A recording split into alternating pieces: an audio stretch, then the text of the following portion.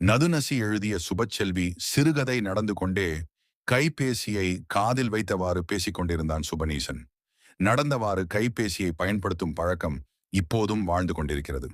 மறுமுனையில் அவனது அம்மா தாரா பேசிக் கொண்டிருந்தாள். ஒரு முறை கூட எங்கிருந்து பேசுகின்றாய் என்ற கேள்வியை மறந்தவளாக தாரா பேச்சை தொடர்ந்தாள். சுபநீசன் தங்கியிருந்த வீடு புகையிரத பாதையினருகே இருந்தது. புகையிரத பாதையின் தண்டவாளங்களுக்கிடையில் நடந்தவாறே பேசிக்கொள்ள ஆரம்பித்தவன் அந்த வழியே நடந்து கொண்டிருந்தான். தம்பி டேய், தம்பி! வீதியோரமாய் வெற்றிலை கடை வைத்திருந்த வினாசி தம்பி ஐயா சுபநீசனை கூப்பிடடார். அவன் கூப்பிட்டதை கண்டு கொள்ளவில்லை. அப்படியே கைபேசியில் கதைத்தபடி நடந்து கொண்டிருந்தான். பரந்தன் பூநகரி பாதையை குறுக்கறுத்துச் சென்றது யாழ்கொழும்பு புகையிரத பாதை. அந்த பாதையின் வழியே கிளிநொச்சி நோக்கி நடக்கத் தொடங்கிய சுபநீசன் பரந்தன் பேருந்து நிலையத்தை கடந்து விட்டிருந்தான். இனி அவனுக்கு இந்த பாதையால போகாத தம்பி என்று சொல்வதற்கு ஆள் இல்லை. அவனது தலையெழுத்தை அவனே எழுதி கொள்ள போறான். வினாசி தம்பி தனக்குள் எண்ணிக்கொண்டார். அவர் தன் வியாபாரத்தில் கவனம் செலுத்தத் தொடங்கினர். அதிகமாக மக்கள் கூடும் இடமாக அது இல்லை. திடீரென்று ஒரு கூட்டம் வரும். அந்த நேரங்களில் வியாபாரத்தை கவனிக்க வேண்டும். அதன் பிறகு வினாசி தம்பி ஐயாவுக்கு வானொலியோட பொழுது கழியும். யாழ்ப்பாணத்திலிருந்து மாங்குளம் வரையான புகையிரத சேவை ஒன்று அப்போது நடந்து கொண்டிருந்தது. அந்த புகையிரம் யாழ்ப்பாணத்திலிருந்து பரந்தன் பூநகரி பாதையை குறுக்கறுத்து கொண்டு கடந்தது. பாதையின் வழியே கைபேசியோடு கதை பேசியவாறு சென்ற சுபநீசன் இதனை கவனிக்க தவறியிருந்தான். சட்டென திரும்பிய சுபநீசன் ஏதோ சத்தம் கேட்பதாக எண்ணியிருக்க வேண்டும். திரும்பிக் கொண்ட சுபநீசன் திகைத்து போனவனாய் கைபேசியை எரிந்துவிட்டு ஓட எத்தனித்தான். அதற்குள்ளாகவே அவனையும் புகையிரதம் மோதி தூக்கி எறிந்து விட்டது. 2 கால்களும் துண்டாக, உடலும் 2 கால்களும் தண்டவாளத்திற்கு 2 பக்கங்களிலும் வீசப்பட்டிருந்தது. அந்த இடம் சுபநீசனின் இரத்தத்தால் தோய்ந்திருந்தது. விபத்தை கவனித்த மக்கள் பலரும் அந்த இடத்தில் கூடிவிட்டனர். சுபநீசனின் கைபேசியில் அவனது அம்மா தாரா சுபன் சுபன் அழைப்பது மட்டும் கேட்டவாறு இருந்தது.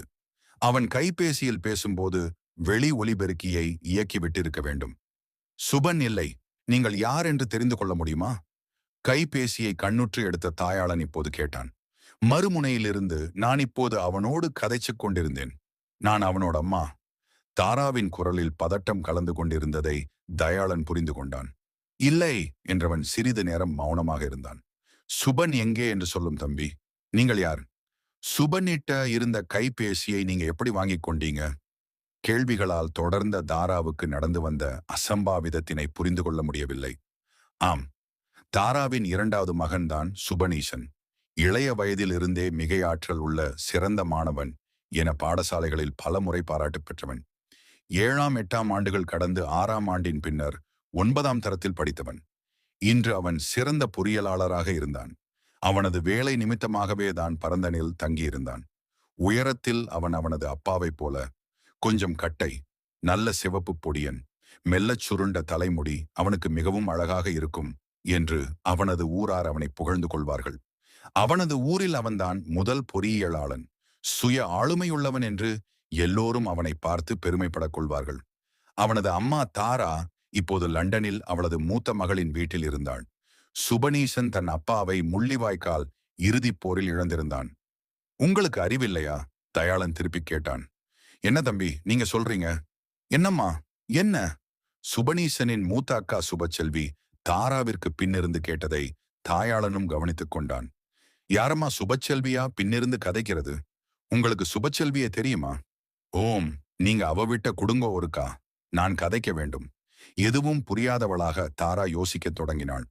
என்ன நடக்கிறது? தனக்குள் ஏணி கொண்ட தாரா நிலைமையை புரிந்து கொள்ள முயன்றாள். அமைதியாக இருந்து சிந்திக்க ஆரம்பித்தாள். மறுமுனையில் தயாளன், நீங்கள் தாரா அக்காதானே? சுபச்செல்வியை உறுதி செய்ததால் தன்னோடு கதைப்பது அவளது அம்மா தாரா என்பதை புரிந்து கொண்டான் தயாளன். முன்பெல்லாம் தயாளன் யாழ்ப்பாணம் திண்ணவேலியில் இருந்த தாரா வீட்டுக்கு போய் வருவதுண்டு. அப்போது சுபநீசன் பேராதனையில் படித்துக் கொண்டிருந்தான். அவனுடன் தயாளனுக்கு பழக்கமில்லை. இருந்தும் புரிந்து கொண்டான். புகையிரதம் மோதி தள்ளி தூண்டாக்கிய அந்த இளைஞன் தாராக்காவின் 2வது மகன் என. 2வது மட்டுமல்ல, கடைக்குட்டியும் அவன்தான். சுபச்செல்வியிட்ட குடுங்கோவன். தாராவின் அமைதியை கலைத்தான் தயாளன். செல்வி, என்னம்மா? வீட்டில் பரபரப்பாக வேலையில் இருந்தவள் கேட்டவாறே மேசையில் பரவி கிடந்த புஸ்தகங்களை சீராக அடுக்கிக் கொண்டிருந்தாள். இந்தாம்மா, உன்னட்ட கொடுக்கட்டாம். தாராவின் பேச்சில் சோர்விருந்தது. இனம் புரியாத கலக்கம் குடிகொண்டிருந்தது. எப்போதும் கலகலப்பாக இருக்கும் தாராவின் முகத்தில் சோகம் குடிகொள்ள ஆரம்பித்திருந்ததை கவனித்தாள் சுபச்செல்வி. கைபேசியை வாங்கியவள் காதோரம் வைத்துக் கொண்டாள். ஓம், நீங்கள் யார்? சுபச்செல்வி, நான் தயாளன். ஒரு கணம் சுபச்செல்வி திகைத்துப் போனாள். 2009க்கு முன்னர் தயாளனும் சுபச்செல்வியும் பகிர்ந்து கொண்ட அலுவலகங்கள் பலவிருந்தன. இருவேறு பிரிவு பொறுப்பாளர்களாக இருந்தபோதும் அண்ணன் தங்கைகளாகவே வாழ்ந்திருந்தார்கள். தயாளன் சுபசெல்வியின் வீட்டில் ஒரு குடும்ப உறுப்பினராகவே அப்போதெல்லாம் பார்க்கப்பட்ட நாட்கள். ஒவ்வொரு போராளியும் அந்த ஈழத் தமிழர்கள் ஒவ்வொருவருக்கும் அவர்கள் வீட்டில் ஒருவராகவே மக்கள் கருதியிருந்தார்கள் என்று சொல்ல கேட்ட நினைவுகளை சுபச்செல்வி மீட்டுக் கொண்டாள். 15 ஆண்டுகளின் பின்னர் இன்றுதான் மீண்டும் தயாளனின் குரலை கேட்கிறாள். தயாளண்ணையா? ஓம், சொல்லுங்கண்ணா. பாசம் பிணைப்பின் ஆர்ப்பரிப்பை வார்த்தைகளில் கொட்டிவிட்டாள் சுபசெல்வி. அம்மா, யாரோட கதைச்சு கொண்டிருந்தவா? தம்பியோட? யார் உங்களோட தம்பியா? ஓமண்ணா, ஏன் கேக்குறீங்க? அவனை புகையிரதம் மோதிற்று. என்னன்னா சொல்றீங்கள்? பதட்டப்படாதேங்கோ. தண்டவாளத்தால நடந்து கொண்டு கைபேசியில் கதைச்சு கொண்டு வந்திருக்கிறான். புகையிரதம் பின்னால் வந்ததை கவனிக்காதவனாய் அதில் மோதியிருக்கிறான். நடந்ததை மெல்ல மெல்ல சொல்லிக்கொள்ள முயன்று கொண்டிருந்தான் தயாளன். ஒரு துயரமிகு செய்தியை பட்டென சொல்லிவிடும் பழக்கத்தில் தயாளன் வளர்க்கப்படவில்லை. பல வீரச்சாவு செய்திகளை பெற்றோருக்கும் உற்றாருக்கும் கொண்டு சென்று சேர்த்த அணுகு முறை பழக்கம் தயாளனிடம் இருந்தது. இடர் மிகுந்த போர்க்கால சூழலில் விடுதலை போரில் வீரச்சாவடையும் போராளிகளின் வீரச்சாவினை அவர்களது பெற்றோரால் தாங்கிக் கொள்ளக்கூடிய அளவிற்கு அவர்களின் மனதை திடப்படுத்தி சூழலை புரிந்து அந்த நிகழ்வை படி உரைப்பதில் நீண்டகால பழக்கம் இருந்தது. இப்போதும் கூட அது பயன்பட்டுக் கொள்வதை சுபச்செல்வி புரிந்து கொண்டாள். அவளுக்கும் இந்த பழக்கம் இருந்தது. அவளும் பல துயர செய்திகளை தாங்கிக் கொள்ளும்படி கொண்டு போய் சேர்ந்திருந்தாள். பரவாயில்ல தயாளண்ணா, சொல்லுங்கோ. மௌமனமானாள். சுபநீசனிற்கு நடந்ததை ஊகித்தவளாக அவள் கண்கள் மெல்ல கலங்கத் தொடங்கிவிட்டன. சொல்லுங்கோ அண்ணா, தம்பிக்கு ஏதும்? குரலில் கலக்கத்தோடு தொக்குவிட்டாள் தன் பேச்சில். ஓம், தம்பி சம்பவ இடத்திலேயே இறந்திட்டான். சுபச்செல்வி விம்மி அழத் தொடங்கிவிட்டாள். அவளின் அழுகையை கைபேசி சொல்லிக் கொண்டிருந்தது. தொடர்பை துண்டித்து விட்டான் தயாளன். பல இழப்புக்களை எல்லாம் முன்பு சந்தித்த போது, கூட பழகியவர்களையெல்லாம் பிரிந்தபோது, காலையில் சேர்ந்து உணவுண்டவர்கள் மதியத்தில் வீரச்சாவடைந்த நிகழ்வுகளை எதிர்கொண்டவள் சுபச்செல்வி. இறுதிச் சண்டைகளில் கூட தன்னோடு நின்றவர்கள் எதிரியின் சூட்டில் வீழ்ந்த போதும் கூட மனம் தளராதவள் இப்போது கண்கலங்கி விம்மி அழுதாள் கொண்டிருந்தாள். அம்மாவை விட அவளின் அப்பாவில்தான் அதிக பாசம் இருந்தது. அந்த அப்பா கூட முள்ளிவாய்க்காலில் விழுப்புண்பட்ட போது அவருக்கு சிகிச்சை அளித்தும், காப்பாற்ற முடியாத போது உடலோடு அணிந்த கருவித் தொகுதிகளை இறந்து கிடந்த அப்பாவின் உடலிலிருந்து அகற்றிய போதும் கூட பிரிவின் துயரில் சுபச்செல்வி கண்கலங்கியது கிடையாது. ஆனாலும் இப்போது கண்கலங்கி கொண்டாள். காலம் 15 ஆண்டு கடந்து விட்டது. உறுதிமிக்க மனங்களில் சூழல் மாற்றங்களை கொண்டு வந்து விட்டது போலும். என்னடி செல்வி? சுபநீசனை புகையிரதம் மோதிவிட்டதாம். அவனுக்கு ஒன்றுமில்லையே. ஓம் அம்மா, அவன் அதிலேயே இறந்திட்டானாம். தயாள் அன்னை தான் சொன்னவர். தாராவுக்கு இப்போதே உரத்து கத்திவிட வேண்டும் போல் இருந்தது. இருந்தும் தன்னை கட்டுப்படுத்திக் கொண்டாள். சுபச்செல்வியின் பிள்ளைகள் விளையாடிக் கொண்டிருந்த வீட்டின் உள்தளத்தில் தாரை இப்போது இருந்தாள்.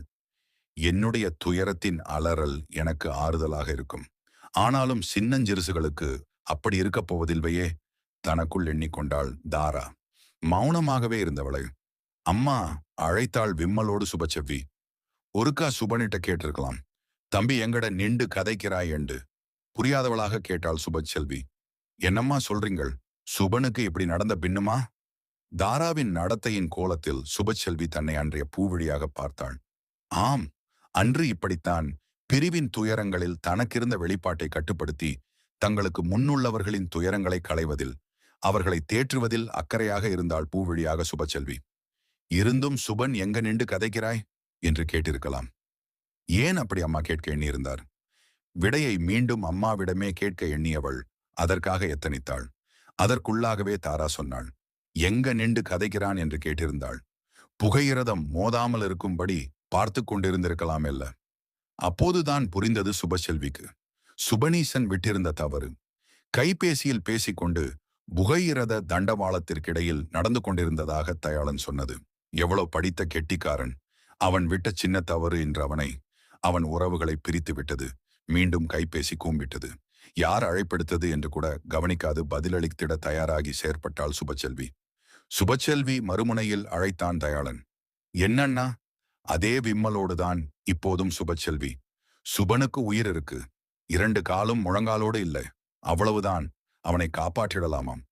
கதை வழி உங்களோடு நான் அன்புடன் அதுனசி.